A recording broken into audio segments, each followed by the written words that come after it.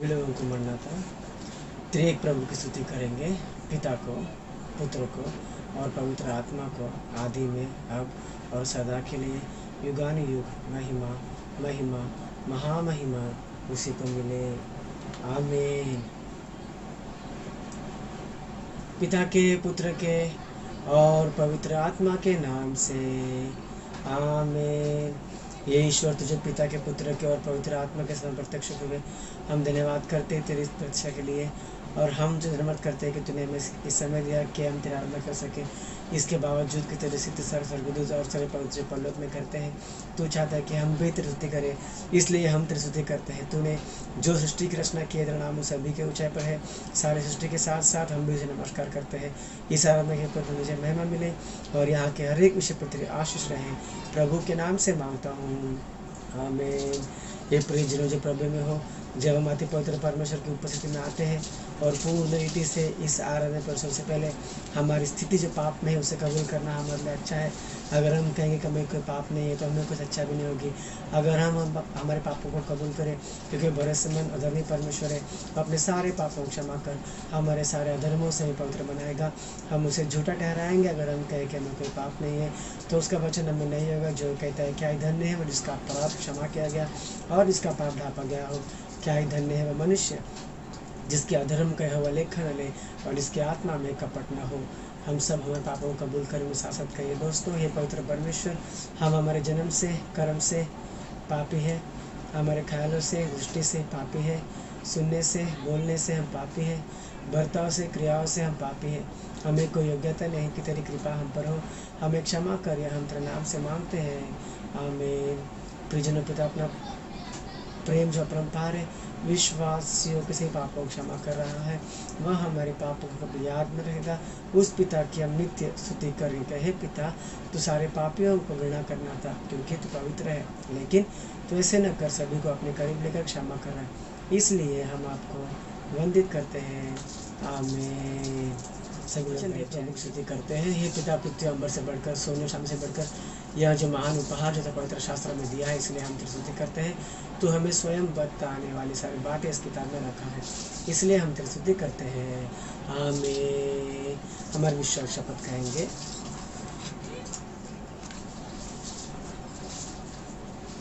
मैं यह मानता हूँ कि परमेश्वर का कोई आदि और अंत नहीं है, और मैं यह भी मानता हूँ कि वह प्रेम, न्याय, पवित्रता, शक्ति, ज्ञान, जीवन, स्वतंत्रता, सर्वव्यापी जैसे शुभ लक्षणों के जरिए महातेजोमय की न्याय नित्य प्रकाशित हो रहा है। मैं यह मानता हूँ कि प्रभु यीशु अपने रूप में मनुष्य के न्याय और अपने अनादि शक्ति के जरिए परमेश्वर के न्याय चलते हुए अनमोल वचनों से, उपकारों से, बड़े चमत्कारों से मेरे पाप, मेरी बीमारियाँ, मेरे दोष अपने सलीब पर लेकर मरने से और कब्र से तीसरे दिन बाहर निकलकर परलोक जाने के जरिए अपने सत्य प्रभुता और प्यार को साबित किया है, और अब वह सभी के लिए विज्ञापन प्रार्थना कर रहा है। और मैं यह भी मानता हूँ कि वह दूसरी बार अपनी कलीसिया को लेने बादलों पर आने वाला है। जो जो छूट गए हैं उन्हें 7 साल के परिश्रम में रहेंगे।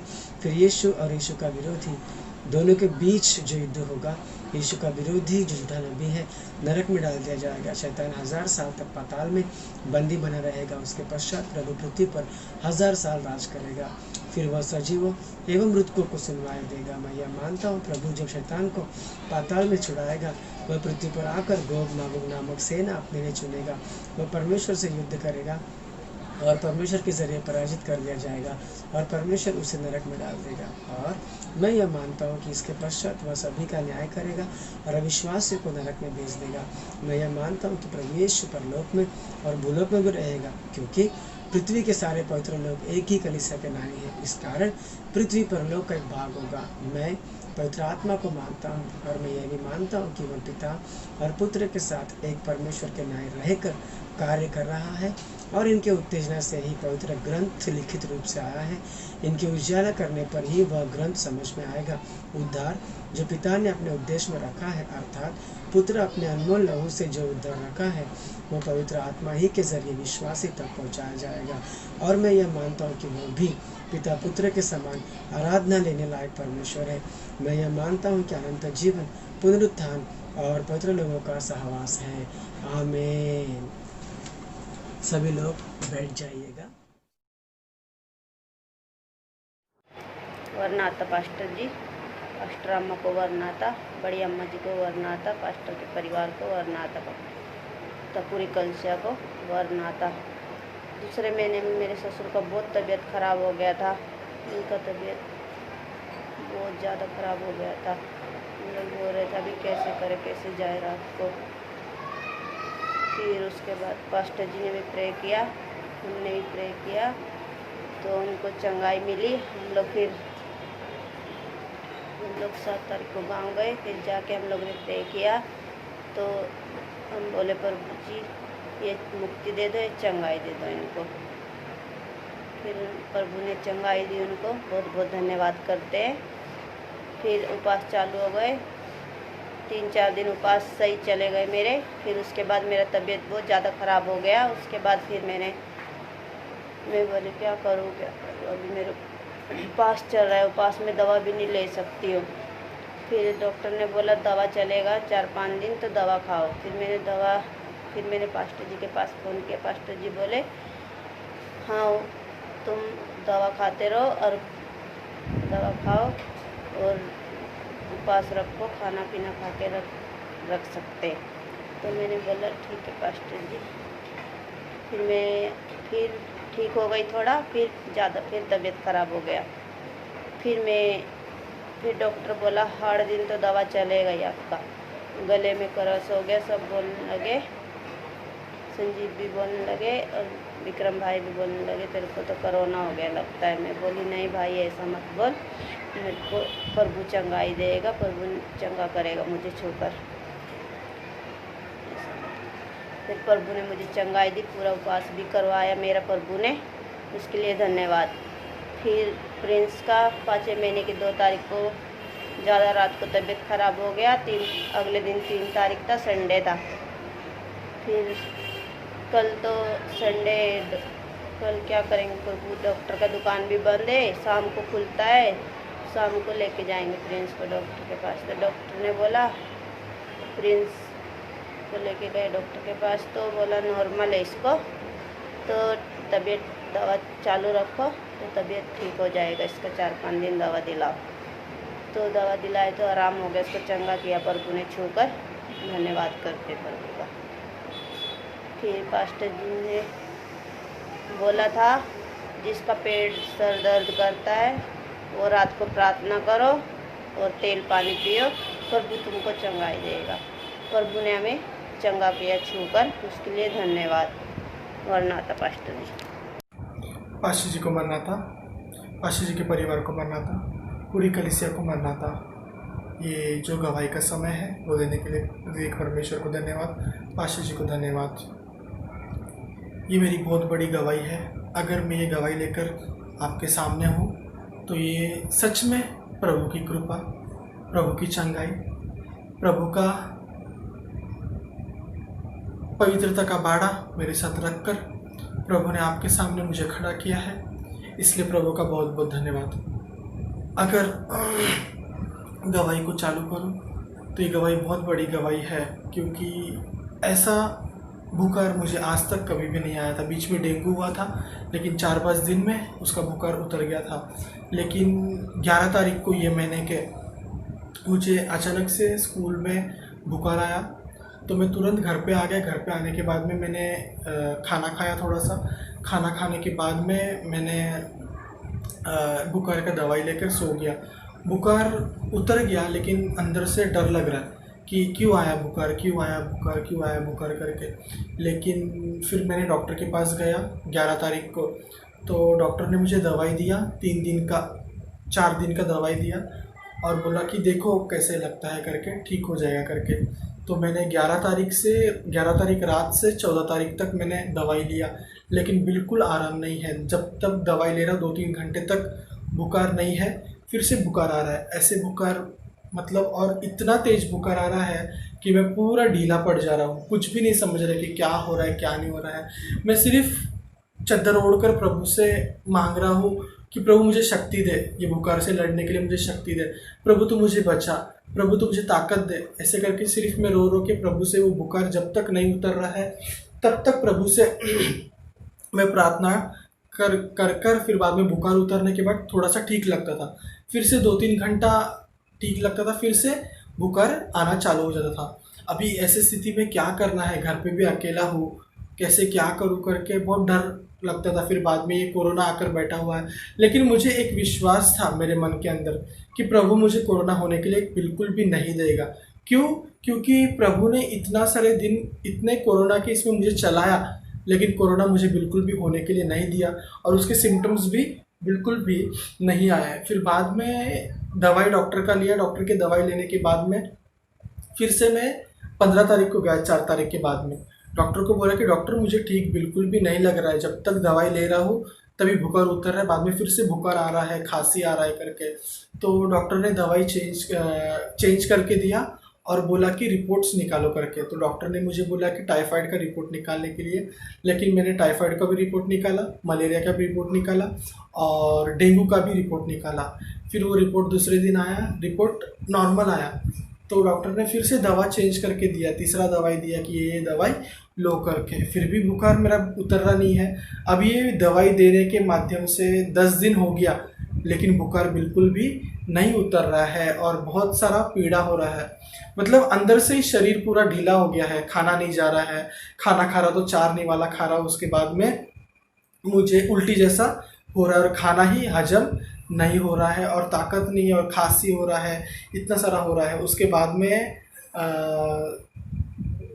1 हफ्ते के बाद में पहले गुरुवार को मुझे 11 तारीख को बुखार आया और उसके दूसरे हफ्ते में मतलब 10वें दिन को शुक्रवार को मुझे बुखार थोड़ा सा रुक गया, लेकिन खांसी बहुत बढ़ गया, बहुत खांसी बढ़ गया। पास्टर जी ने बोला कि अभी सब तो रिपोर्ट्स निकाला है, अभी एक ही रिपोर्ट निकालो, अपने चेस्ट का रिपोर्ट निकाल के देखो क्या आता है क्या नहीं करके। मैंने बोला कि ऐसे कैसे, सब रिपोर्ट तो नॉर्मल है, अभी और क्या होना है करके। लेकिन खांसी इतना बढ़ गया, इतना बढ़ गया, इतना बढ़ गया कि मुझे ही अंदर खांस रहा हो तो भी मेरे छाती में बहुत दर्द हो रहा है। फिर मैंने शाम को उठने के बाद में मैंने मुंह वगैरह धोया, सीधा चेस्ट का रिपोर्ट निकालने के लिए चला गया। चेस्ट का रिपोर्ट निकालने के बाद में उस चेस्ट के रिपोर्ट में मैंने उससे पूछा कि क्या भाई क्या हुआ है करके, जो रिपोर्ट निकालता है। उसने बोला कि नॉर्मल है करके। तो मैंने भी देखा नहीं, एक्चुअली में हर टाइम पे रिपोर्ट देखने का मुझे बहुत आदत है, मतलब किसी का भी रिपोर्ट रहने दो, मुझे समझता है उसमें। तो मैं वो रिपोर्ट मैंने खुद का मेरा रिपोर्ट खोल के देखा, बिल्कुल भी नहीं। तभी इतना तकलीफ हो रहा था कि जब भी वो एक्सरे निकाल रहा था तो उसने बोला कि सांस रोक के रखना है, लेकिन सांस रोकने के लिए भी नहीं हो रहा है, मुझे खांसी जैसा हो रहा है करके। तो इतना पीड़ा में था। फिर मैंने वो रिपोर्ट निकलवाया। रिपोर्ट निकालने के बाद में मैंने जो डॉक्टर के पास में BMS डॉक्टर है, नॉर्मल डॉक्टर है, उसके पास गया, उसको बताया कि ये रिपोर्ट आया। तो वो रिपोर्ट देखने के बाद उसने चेस्ट का जो एक्सरे रहता है वो भी मंगाया, वो भी उसने मांगा मुझसे।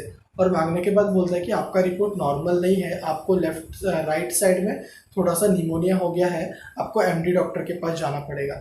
जैसे ही मैंने निमोनिया सुना वैसे मेरे मन में थोड़ा सा दुख हुआ। बाद में मैंने बोला कि धन्यवाद प्रभु कि इतने दिन से, ये 10-12 दिन से बुखार आ रहा है, क्यों आ रहा है वो पता नहीं चल रहा था, सब रिपोर्ट नॉर्मल आ रहा है, लेकिन अभी ये पता चल गया कि ये निमोनिया है करके। तो आपको धन्यवाद करता हूँ प्रभु, मेरा इलाज होने दे, तू ही वैद्य बन के मेरा इलाज करा करके। उसके बाद में उसने एक MD डॉक्टर का पता दिया, वहाँ से नज़दीक ही है, 5 मिनट का रास्ता है। तो फिर वो MD डॉक्टर के पास गया, वहाँ पे 1 घंटे तक मैं रुका। फिर बाद में मेरा नंबर आया। इतना अच्छा डॉक्टर, यानी कि प्रभु से मैंने बोला कि प्रभु तू मेरा इलाज तू ही कर करके। तो वो डॉक्टर, प्रभु ने सच में इतने अच्छे डॉक्टर से मुझे मिलाया और सच में प्रभु का कार्य है। वहाँ पे जाते ही उसको मैंने रिपोर्ट वगैरह दिखाया उस डॉक्टर को। तो उस डॉक्टर ने सब पूछा, चेक किया, खुद हाथ लगाया, हाथ लगा के, हाथ में उस डॉक्टर के ग्लव्स नहीं है, कुछ नहीं है, सिर्फ उसने 2 मास्क पहना है और कुछ नहीं है।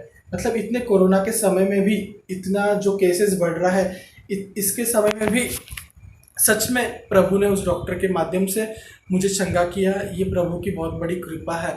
उस डॉक्टर ने रिपोर्ट देखा और सीधा मुझे पहले बोला कि कोरोना टेस्ट कराने की ज़रूरत नहीं है। मैंने उसको पूछा ही नहीं, वो खुद डॉक्टर मुझे बोल रहा है कि कोरोना रिपोर्ट निकालने की ज़रूरत तो नहीं लग रहा है, क्योंकि ये निमोनिया है, दवाई वगैरह से ये ठीक हो जाएगा। तो मैंने उसको बोला कि डॉक्टर मुझे खांसी लेने के लिए भी दम आ रहा है, मैं खांस रहा हूँ तो मुझे दम आ रहा है। तो बोलते कोई बात नहीं है, दवाई ले लो, ये दवाई से ठीक हो जाओगे करके। तो उसने दवाई दिया और उसने बोला कि एक सोनोग्राफी करो और एक रिपोर्ट निकालो ब्लड का।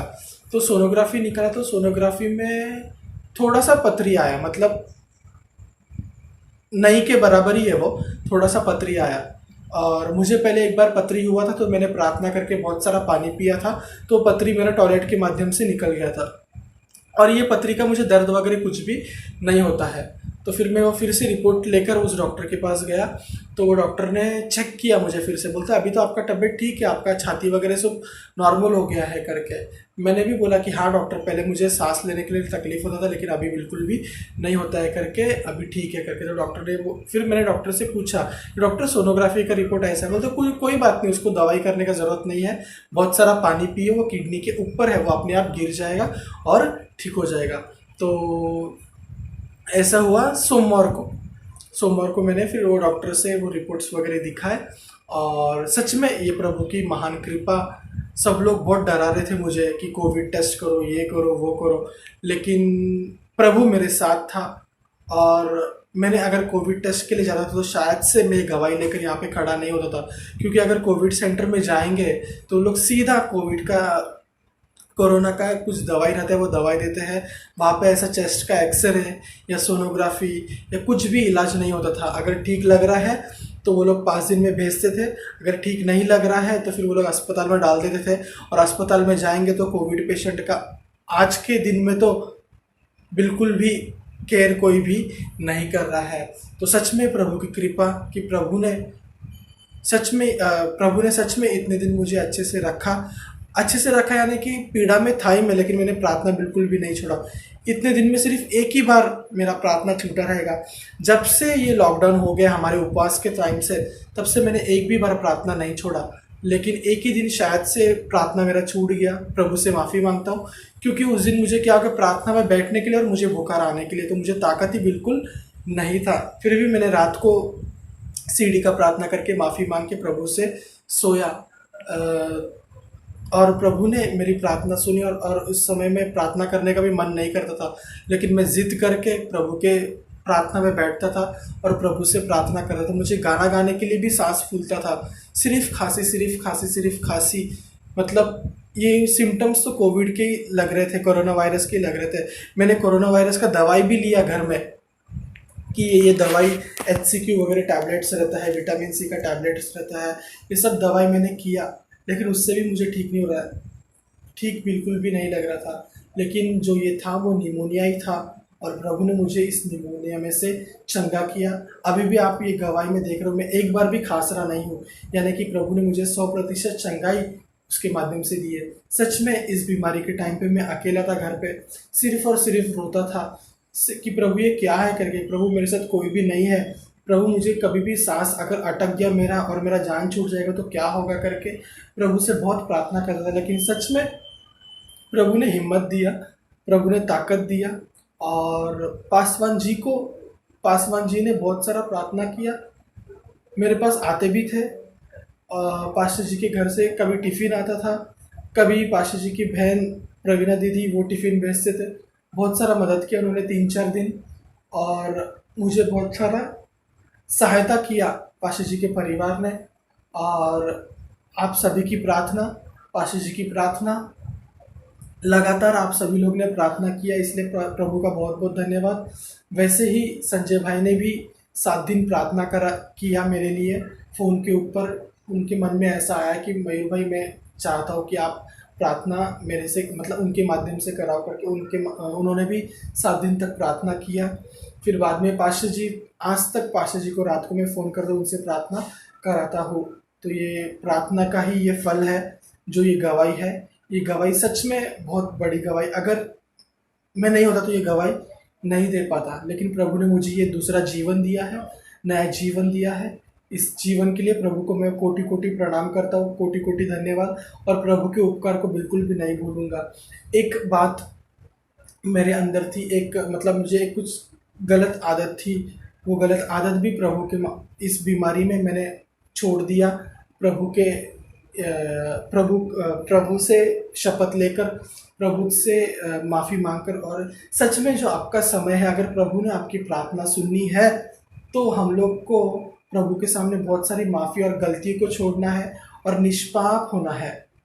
तभी ही प्रभु हमारी प्रार्थना सुनेगा। इस कोरोना वायरस के समय में ये संसार बहुत फैल रहा है, ये संसार बहुत पाप में है। इस संसार में हम लोग मसीह लोगों को प्रभु सच में बचा रहा है, और हम लोग मसीह लोग भी अगर गलती करेंगे तो प्रभु बिल्कुल भी नहीं छोड़ेगा। तो प्रभु से प्रार्थना करके हर एक गलतियों की माफ़ी मांगकर जो गलती है वो गलती को छोड़ना अभी चालू कर दो, तभी हमारी प्रार्थना कबूल होगी। नहीं तो हम लोग वही गलती में रहेंगे तो बिल्कुल भी प्रभु प्रार्थना नहीं सुनेगा। तो ये हम लोग को सुधरने का समय है कि, और ये इस सुधरने के माध्यम से प्रभु हम लोग को उसके नज़दीक में लेगा, हमारी प्रार्थना सुनेगा। सभी लोग एक दूसरे के लिए प्रार्थना करते रहो। मैं भी सभी लोग के लिए रोज़ प्रार्थना करता हूँ। पास्टर जी तो दिन रात सभी लोग के लिए प्रार्थना करते हैं। पास्टर जी के परिवार सभी लोग के लिए प्रार्थना करता है। हम लोग को भी उनके परिवार के लिए और सभी कलीसिया वालों के लिए प्रार्थना करना चाहिए, और प्रार्थना के माध्यम से ही जीतना चाहिए। सभी लोग गर्म पानी पियो, ज़्यादा गर्म पानी नहीं लेकिन गुनगुना पानी पियो, और इस बीमारी से बचो। सैनिटाइज़र अगर बाहर जा रहे हो तो अच्छे से जाओ, हैंड ग्लव्स पहन के जाओ, सैनिटाइज़र यूज़ करो, क्योंकि अभी ऐसा समय आया है कि हमारी जान को हम लोग को ही बचाना है, और प्रभु हम लोग को प्रार्थना के माध्यम से बचाएगा। लेकिन बाहर जो ज़िंदगी में कोरोना वायरस पूरा फैला हुआ है, उससे बचने के लिए प्रभु ने हम लोग को भी ज्ञान दिया है। तो सच में ये प्रभु की कृपा और आप सभी लोग की प्रार्थना के माध्यम से मैं 100% प्रभु ने मुझे चंगा किया, मुझे छुआ है और आपके सामने रखा है। इस गवाही को प्रभु आशीष करे, प्रभु के नाम से मांगता हूँ, आमीन। पास्टर जी को मन्नता, सभी को मन्नता। सभी लोगों को मन्नता। आज संडे है तो आज के लिए जो वचन तैनात कर रखा है उसकी ओर हम बढ़ेंगे। दोस्तों, हम निकालेंगे निर्गमन का किताब, उसका पहला अध्याय, उसका 10वां वचन। निर्गमन पहला अध्याय, उसका 10वां वचन। इसलिए आओ हम उनके साथ बुद्धिमानी से बर्ताव करें, कहीं ऐसा न हो कि जब वे बहुत बढ़ जाए और यदि संग्राम का समय आ पड़े तो हमारे बैरियों से मिलकर हमसे लड़े और इस देश से निकल जाए। प्रार्थना करेंगे। प्यारे प्रभु जी, मैं धन्यवाद करता हूँ पिता इस समय के लिए। प्रभु तूने मैं दिया, प्रभु तेरे वचन के अनुसार मुझे निर्बुद्धि निर्गाने को प्रभु तो अपने वचन के लिए अपने लहू से प्रशुद्ध कर तेरे आत्मा समा के हम सभी से बातें कर। थोड़ी सी प्रार्थना प्रभु यीशु मसीह के महान नाम से मैं मांगता हूँ, सुनर कबूल कर, आमीन। पिता पुत्र पवित्र आत्मा तेरे प्रभु की आशीष तुम पर, तुम्हारे परिवार, तुम्हारे काम काजों पर सदा सर्वदा बनता रहे, आमीन। प्रभु की महान कृपा से आज का जो वचन हम लोग तैनात किए हैं वो है निर्गमन, उसका पहला अध्याय, उसका 10वां वचन।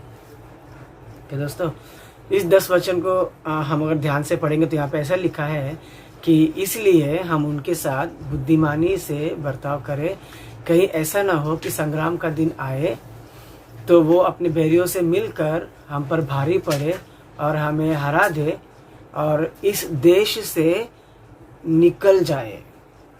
ठीक है, मैं आपको पहले भी गए संडे में भी मैंने चिताया था और बताया था कि अभी 1 तारीख से मूसा उपवास के दिन के समय आ रहा है जहाँ हमें निर्गमन का ध्यान करना पड़ेगा। तो निर्गमन का ध्यान करने से पहले 3-4 हफ्ते पहले हम लोग पीछे में अगर जाएंगे तो हमारे लिए काफ़ी अच्छा होगा समझने के लिए। इसके लिए जो मूसा के पहले, ठीक है, कौन कौन थे, तो गए संडे में हमने यूसुफ के बारे में जाना था कि उसने अपना 5 पीढ़ी को उन्होंने देखी है करके। ठीक है दोस्तों, तो उस तरीके से यूसुफ को कतई पसंद नहीं था कि वो उसकी समाधि जो है वो मिस्र देश में हो। उसी प्रकार से याकूब, उसका पिता याकूब को भी कतई पसंद नहीं था। जैसे यूसुफ ने किया ना, अपने पोतों को लेके बोल दिया कि मुझे, अपने बेटे लोग को बोल दिया कि मुझे यहाँ पर तुम समाधि मत करो, मेरे हड्डियों को यहाँ से लेके जाओ, यहाँ पर रखो मत। वैसे ही याकूब ने भी यूसुफ से कहा था।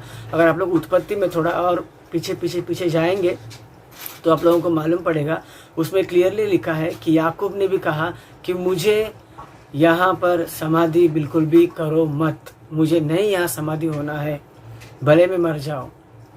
तो उसी प्रकार दोस्तों ये पीढ़ी से पीढ़ी चलती आ रही है अब्राहम से, क्योंकि परमेश्वर ने अब्राहम से वादा किया था कि मैं तुम्हें कनान में लेकर जाऊंगा और तुम 400 साल वहाँ पे गुलाम बनते रहेंगे, और उसके बाद जब तुमको मैं निकाल लाऊंगा तभी सभी लोगों को मैं निकाल के लेकर आऊँगा। करके प्रभु ने उसको पीढ़ी का नंबर भी बताया कि कितने पीढ़ी के बाद तेरी पीढ़ी वापस आएगी।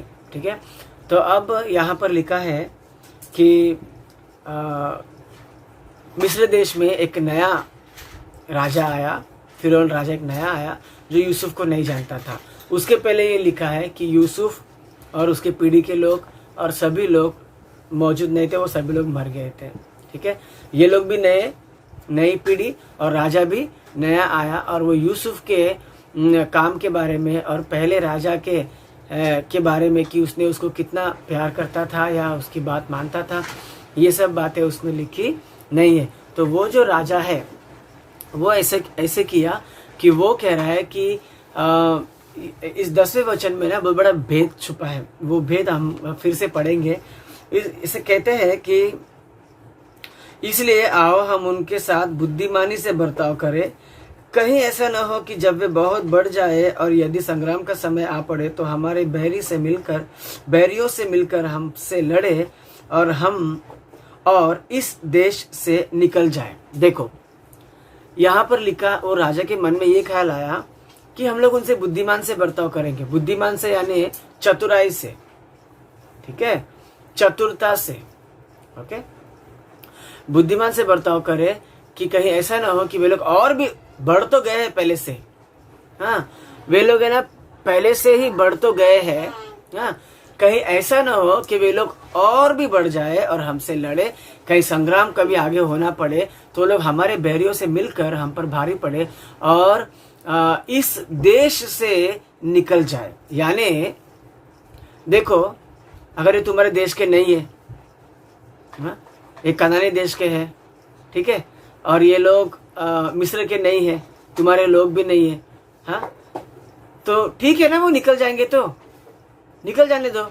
लेकिन नहीं, यहाँ पर इस बात से मालूम पड़ता है कि वो राजा कतई चाहता नहीं कि वो लोग यहाँ से निकले। यानी वो लोग यहाँ से निकलना भी नहीं चाहिए, वो लोग यहाँ पे बढ़ना भी नहीं चाहिए। हाँ, उनकी ज्यादा संपत्ति भी नहीं होनी चाहिए, उनके घर दीवार चौकट भी नहीं होनी चाहिए ज्यादा। फिर क्या होनी चाहिए उनकी? उस राजा के नजरों में इस्राएली लोगों के मिस्र देश में क्या होनी चाहिए? वो लोग बढ़ना भी नहीं चाहिए, वो लोग निकलना भी नहीं चाहिए। देखो, मतलब वो चाहता ही नहीं कि वो निकले। हाँ, कहीं ऐसा ना हो कि संग्राम का दिन आए, वो लोग हमारे बैरियों से मिलकर हमसे लड़े और लड़कर कहीं यहाँ से निकल ना जाए। इस बात से सीधा मालूम पड़ता है कि राजा नहीं चाहता है कि वे लोग इस देश से निकले। इसका मतलब राजा चाहता है कि वे लोग उसी देश में रहे और बढ़ना भी नहीं चाहिए। हाँ, यानी उस देश का उद्देश्य ऐसा था कि ये जो प्रभु के लोग हैं ना, ये जो यहोवा के लोग हैं ना, जिनको प्रभु ने अब्राहम, इसहाक, याकूब के संग वाचा बांधा था और उनको अपना नीच भाग कर लिया था। हाँ, और उनकी सहायता करता था। अब्राहम को चलाया जिसने, अब्राहम को बहुत सारी संपत्ति दिलाई उसने, अब्राहम को मिट्टी के रेत के नाई संतान की प्राप्ति करवाई उसने। हाँ, जिनके बीच में वाचा बन गया था, संबंध बन गया था। हाँ, और प्रभु उनको बचाएगा। ऐसे परमेश्वर के लोगों को वो चाहता है कि गुलाम बना के ही, ये लोग गुलाम ही होनी चाहिए। ये लोग गुलाम है और ये लोग गुलाम बन के ही रहना चाहिए। ये उस राजा का उद्देश्य था, हूबहू शैतान की तरह। जान लो इस बात को, हूबहू शैतान की तरह। शैतान भी ना इंसान लोगों को ऐसी कौन सी भी क्या बोलते हैं ना, किसी भी नशे में या फिर किसी भी चीज़ की बुराई में वो उसको गुलाम बना लेता है, और वो चाहता नहीं कि उसमें से उठे, कभी नहीं चाहता है।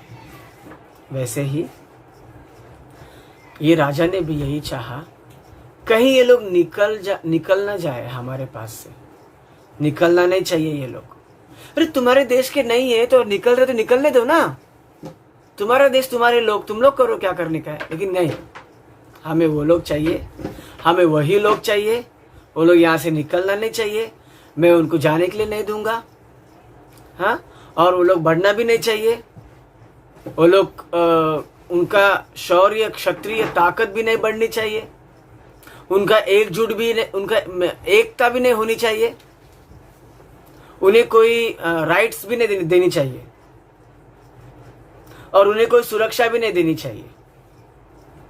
ये राजा की इच्छा थी। उनको पता है ये लोग निकलेंगे, लेकिन वो बोलते कि नहीं निकलना चाहिए, इनके साथ बुद्धिमान से बर्ताव करेंगे और ये लोग यहां से निकलना नहीं चाहिए। दोस्तों,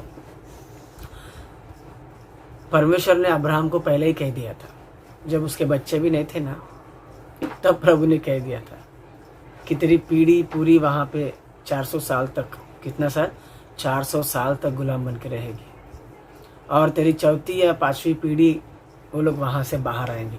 जब इनका वो समय खत्म हो गया, हाँ, जब इनका समय खत्म हो गया तो वो राजा मर गया। जब इनके निकलने का समय आ गया तो यूसुफ के सारे लोग मर गए। जब इनका निकलने का समय आ गया, यानी प्रभु की मर्जी, प्रभु का समय आ गया, छुटकारे का समय आ गया, कितने सारे तकलीफ को सामना करना पड़ रहा है इस संसार में, दुनिया में, उन लोगों के साथ। तो वैसे ही जब प्रभु का समय आता है हमें आशीर्वाद देने का, यहां तक रहता है आशीष, यहां तक जब थोड़ा ही समय होता है आशीष पाने की, ऐसे करने के लिए, तब तक क्या होता है ना, ये संसार है ना जो शैतान का है, वो हमें वहां से निकालना चाहता है। जैसे नया राजा आ गया, जैसे पुराने लोग नहीं रहे, हाँ, यानी कोई रिश्ता ही नहीं रहा कि उनकी बात सुनूं, कुछ दया करूं, नहीं, कुछ भी नहीं।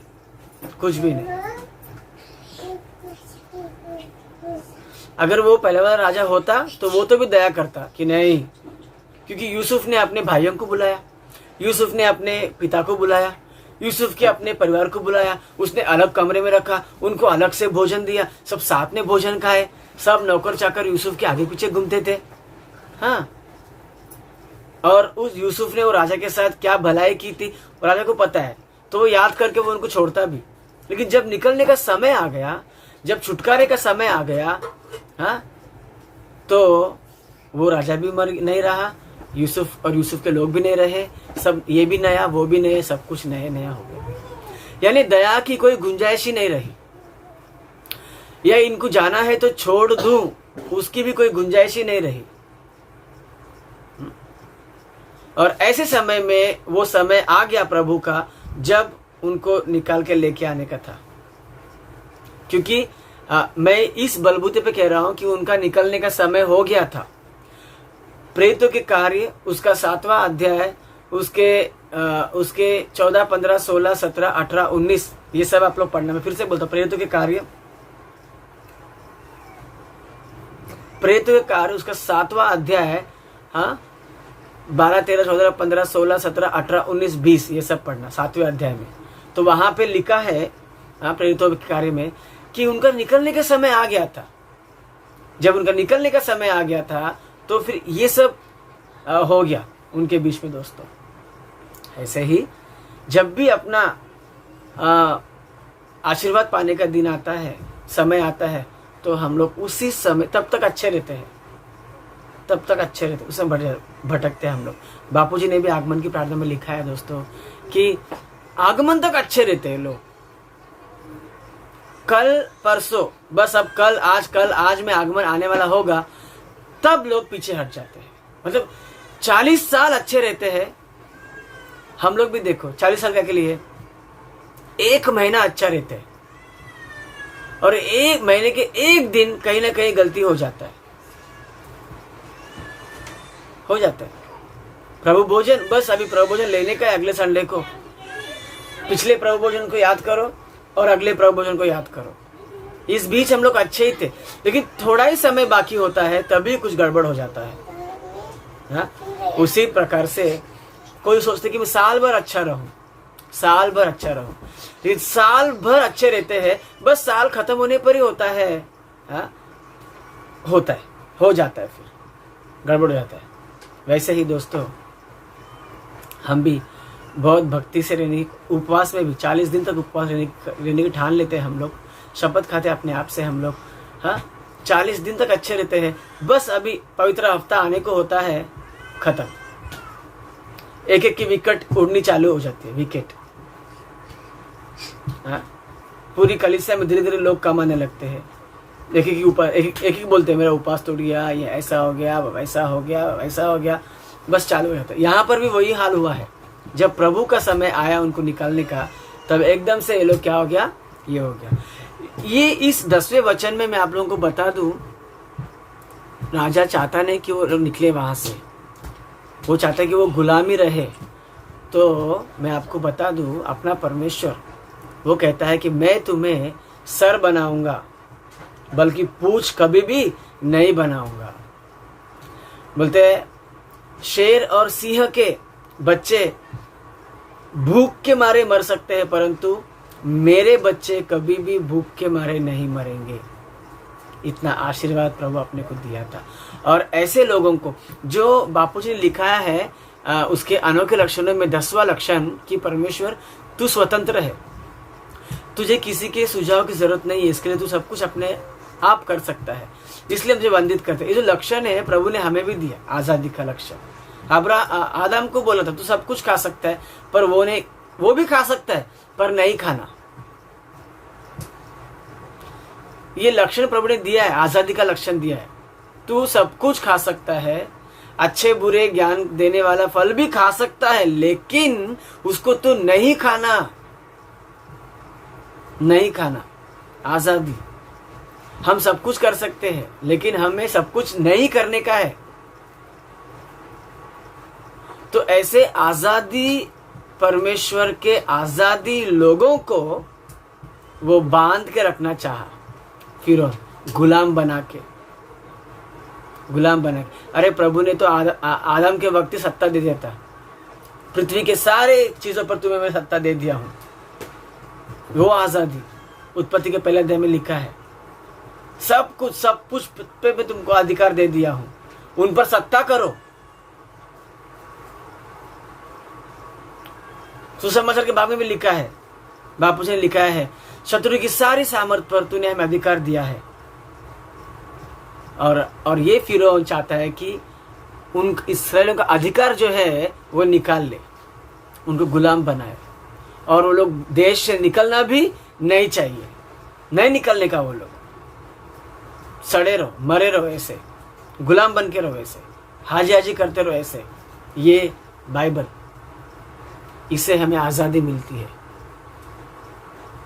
निकलो जिस चीज से आपको निकलने का है बाहर, आप आजाद हो।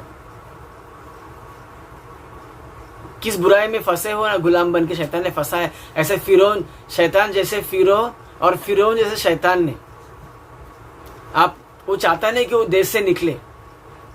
शैतान भी नहीं चाहता कि हम लोग किसी आदत से निकले, किसी बुरे व्यसन से, किसी व्यसन से निकल जाए हम लोग।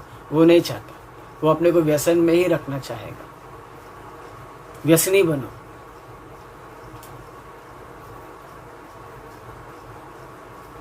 ऐसा बिल्कुल भी दोस्तों नहीं होना चाहिए, ठीक है। तो ये एक ही वचन में एक्चुअली बहुत सारा है, लेकिन समय अनुसार आप लोगों से मैं थोड़ी देर के लिए बात किया हूँ। तो देख लो दोस्तों, हम लोग अभी मूसा उपवास के समय में जा रहे हैं, तो निर्व्यसनी बनो, ठीक है। क्योंकि पहला अध्याय में ही लिखा है निर्गमन के कि राजा नहीं चाहता कि उनको जाने दे, पर हम लोग को जाना ही है, हम लोग को व्यसन में जाना, व्यसन से निकलना ही है। ये कि कौन निकालेगा? इनको किसने निकाला? वही हमको भी निकालेगा, वही हमको भी निकालेगा। ये लोगों की ऐसी हाल हुई थी ना कि अभी सब जगह रास्ता बंद, एक ही रास्ता खुला था, स्वर्ग से सामर्थ का रास्ता। जब उन पर आधारित रहे तब जाके बहुत दिन के बाद, कितने दिन के बाद, मूसा को पैदा करवाना पड़ा, 3 महीना बाप के घर में छिपाना पड़ा, 3 महीने के बाद फिकवाना पड़ा। हाँ, 3 महीने के बाद फिकवाना पड़ा। फिर राजा के घर में 40 साल तक रहा, 40 साल। उसके बाद जाके बाहर निकला, और उसके बाद कितने समय तक वो फिरौन के साथ बातें करता रहा। आजकल आजकल आजकल आजकल आजकल आजकल आजकल आजकल आजकल बहुत सारे व्यसनी, बहुत जल्दी तो निकलने को मिला ना उन लोगों को। मत्ती में लिखा है 12 अध्याय में, जब एक अशुद्ध आत्मा एक व्यक्ति में से जब वो निकल जाती है तब वो सूखी जगह ढूंढती है आराम फरमाने के लिए। जब वो आराम उसको नहीं मिलता है, विश्राम नहीं मिलता है, तो वो सोचती है कि जिस घर को मैं छोड़ के आई हूँ, चलो दोबारा देखो वो घर कैसा है। तो वो दोबारा जाती है उस घर में, और वो घर झाड़ा, सजा सजाया, खाली पाकर वो तो घुस जाने के पहले ही 7 उससे बुरे और 7 लेके आती है। अब उस आदमी की दशा पहले से भी बदतर हो जाता है। वैसे ही जिसको भी व्यसन से निकलने का है ना, एक बार नहीं तो नहीं, खत्म। नहीं आज मटन बनाया है तो आज एक दिन, आज चिकन बना दिया तो आज एक दिन, नहीं आज मेहमान आ गए तो आज एक दिन, नहीं मैं भी गांव में आ गया ना तो बस गांव में एक दिन का काम है, बस एक दिन। बम्बई जाएगा तो फिर मैं दोबारा अपना बन जाऊंगा, छोड़ दूंगा। नहीं होता है। चाहे मेहमान आए, चाहे चिकन बने, चाहे मटन बने, चाहे मछली बने, चाहे भूखे रहे, चाहे झगड़ा हो जाए। मैं छोड़ दिया था लेकिन झगड़ा हो गया, क्या करूं, चलो अपना फैसला भी तोड़ देता हूं। नहीं नहीं नहीं नहीं, कुछ भी हो जाए, नहीं मतलब नहीं। तब जाके 10-11 विपत्तियों के बाद जाके फिरौन भेजा, उनको जाना पड़ा। तब तक तो उसका पूरा देश नाश हो गया था। कहीं ऐसा ना हो व्यसन से निकलने से पहले अपना घर बर्बाद ना हो जाए। जब बर्बाद होने के बाद उसने बोला कि जाओ जाओ भाई जाओ, पहले मान लेता तो, लेकिन नहीं। वैसे ही समय है दोस्तों, हम लोग इस वायरस के समय में है। अब के समय ना मैं आपको मेरा अनुभव बताता हूँ। सच में अगर एक भी गलती हो जाती है ना ऐसे समय में, पाप मान लो, गलती मान लो, डर लगता है किस मुंह से प्रभु को बोलो मुझे बचा प्रभु, वायरस होने मत दे करके, कहीं मैं मर ना जाऊं, ऐसा लगता है। लेकिन दोस्तों सच में हम लोग बहुत बहुत बहुत, मेरे ख्याल से आखिरी में भी है। और इस मतलब बोलते ना कि हवा की झोंके से भी जब इसका जाना हो जाता है तो वो हवा की झोंके से भी निकल जाता है। तो हम लोग बहुत नाजुक मोड़ पे है अभी। इस मोड़ पर हमें सच्चाई चाहिए। ये जो बाइबल है सत्य आपको आजाद करेगी, यूहन्ना में लिखा है सत्य आपको आजाद करेगा। तो उस सच्चाई पे चलो, इसे लेकर चलो। और इस नाजुक मोड़ पे हम लोग हैं, इसके लिए इस मोड़ में प्रभु को बहुत बहुत धन्यवाद देकर, हर पाप से दूर रहकर अपना दामन पाक साफ सुथरा रख के, डर से रख के प्रभु से हर दिन प्रार्थना करो, प्रभु मुझे और जिंदगी दे, मुझे बदलना है करके रख कर हर आज़ादी, हर व्यसन से आज़ादी, हर गुलामी से आज़ादी, हर एक वो चीज़ से आज़ादी जो प्रभु के खिलाफ हमारे अंदर है, देने की कृपा प्रभु की मदद मांगने वाले सभी को, हम सभी को सदा सर्वदा मिलता रहे। आमीन। प्यारे प्रभु जो वचन बोया पिता, 100 गुनाह फलवंत हमें सुनने में यीशु के नाम से मांग तो कबूल कर। आमीन। मन्नाता अभी ये दान का समय है, आप हमेशा की तरह दान डालकर अपने अपने जगह में आशीष का वीडियो, अंतिम प्रार्थना आशीष का वीडियो चालू कर लीजिए। सभी लोगों को मन्नाता। अंतिम प्रार्थना करेंगे। ये ईश्वर तेरा सर्वव्यापी है, सारे सृष्टि को तेरा सुसमाचार पहुंचाना, सारे मजहब के लोगों को तेरा शुभ समाचार पहुंचाना। तेरी कलीसिया जैसे विश्वास सीखती है वैसे संसार को भी शक्ति दे कि तेरे सामने खड़े रह सके। मजहब की बातों को, मिशन के विवाद, गलत प्रचार, पाप के परीक्षाएं, पापों से नष्ट, इन सब से बचाए रखना। अकाल के समय में, रोग के समय में, अज्ञानता के दिनों में इन सभी के जरिए मानव को अपनी तरफ कर लेना। उन सारे कामों में तेरा आशीर्वाद उंडेल जो संसार के लिए उपकार जान पड़ते हैं। विश्वासियों को तेरे पवित्र आत्मा से भरकर प्रभु यीशु के दूसरे आगमन के तैयार कर। हर परिवार वालों को, गरीबों को, पाठशालाओं को, वेदशालाओं को, अनाथशालाओं को, बाइबल सोसाइटी को, ट्रैक सोसाइटी को, हर व्यवसाय पर, जल पर, पृथ्वी पर, निर्जन प्रदेशों में भी हवा पर यात्रा करने वाले यात्रियों को सरकार उनके कामों पर तेरे पहरे के स्वाधीन बढ़ोतरी दे। ज्योतियों पर, पक्षियों पर, पशुओं पर, वृक्षों पर, खेतों में, यानी तेरी सारी सृष्टि पर नित्य अपनी करुणा दृष्टि प्रकाशित किए रख। परमेश्वर ने उस वस्तु को आशीष नहीं दिया, गुनाह पाने न दे। अन्याय, अपमान, चोरी, हत्या, निरा, जुर्माना, भूकंप, युद्ध, एकाएक आने वाले अपाय से होने से बचाव बढ़ोतरी दे। मशीनों में, पृथ्वी के नीचे, सुरंगों में, जल के निचले हिस्सों में काम करने वालों को बचा। जहरीले कीड़े मकोड़ों से, भूखा जानवरों से, दुर्जनों से हमें बचा। भूली हुई बात को हमसे समर्पित करते हैं। हम जितना भी मांगते, जितना भी सोचते हैं, उससे कहीं अधिक देने की चाह रखने वाले हमारे पिता, हमारे अंदर की प्रार्थनाओं को, हमारी बाहरी प्रार्थनाओं को उचित समय पर पूरे होने के लिए हमारी प्रार्थना स्तुति शीघ्र आने वाले प्रभु यीशु द्वारा कबूल करने मांगते हैं, आमीन। हे पिता, तुझे स्वर्ग में है, तेरा नाम पवित्र माना जाए, तेरा राज्य है, तेरी इच्छा स्वर्ग में पूरी तरह से पृथ्वी पर भी हो। आज हमारे प्रतिदिन का आहार हमें दे, जिस प्रकार हमने अपने अपराधों को क्षमा किया उसी प्रकार तू भी हमारे अपराधों को क्षमा कर। और हमें परीक्षा में दिला, परंतु बुराई से बचाव, राज, पराक्रम और महिमा सदैव तेरे है, आमीन। प्रभु यीशु लहू की जय हो, इब्लिस के कामों का नाश हो।